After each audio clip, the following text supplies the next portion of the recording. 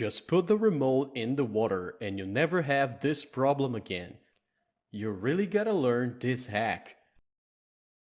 So guys, check it out. If your TV remote has stopped working some keys, or maybe it's not working at all, and you're already thinking of throwing it away to buy a new one, don't do that yet, because I'm gonna show you a very cool tip right now so you can recover your remote without spending absolutely nothing. So let's do this. First thing, let's remove the batteries from the remote. Let me take it off. Then, with the help of an object, you can use the scissors or something like that. I'm using a screwdriver for this. Go ahead and use it to open the remote in this gap right here. Put the tool here and pry it up like this. Go ahead and carefully push it up to open the remote.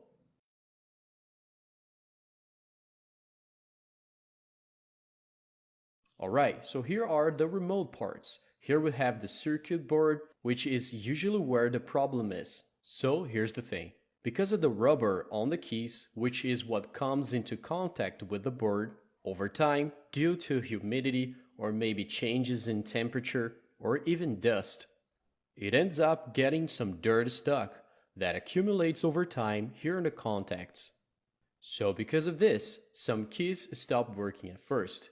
Usually the ones we use the most, like volume, channel, and power buttons. And then in some cases it stops working at all. And to fix it, it's actually pretty simple. This is what you need to do. First, take a sponge like this, put some dish soap on it, then just go ahead and wash the parts. With the yellow side of the sponge, go ahead and scrub it carefully. Then we're gonna just rinse it and remove all the soap. And don't worry, this will not damage any components, as there is no electrical current at the moment. Therefore, there is no risk of damaging the remote. So go ahead and thoroughly clean all the contacts, as well as all the remote parts, to remove any dirt that might get stuck in there.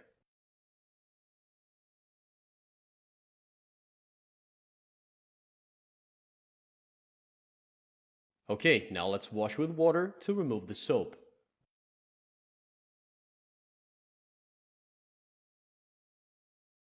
After this, take a clean cloth, a microfiber one if possible, like this one.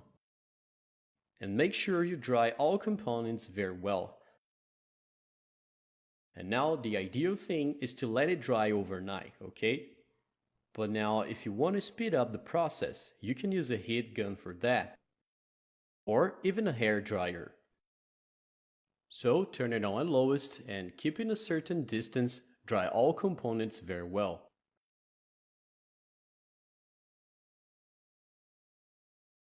Okay, after that, you can assemble your remote again.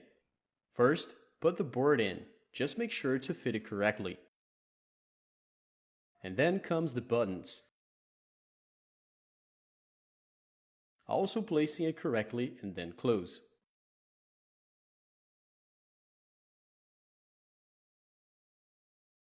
And there you have it, folks. The remote is already assembled, everything's in order, and look, it's working perfectly. I think that's pretty cool and also pretty easy to do. And here I already saved money instead of buying a new one. So if you do have this problem at home, don't throw the remote away. Try this tip instead. That will definitely save you some cash.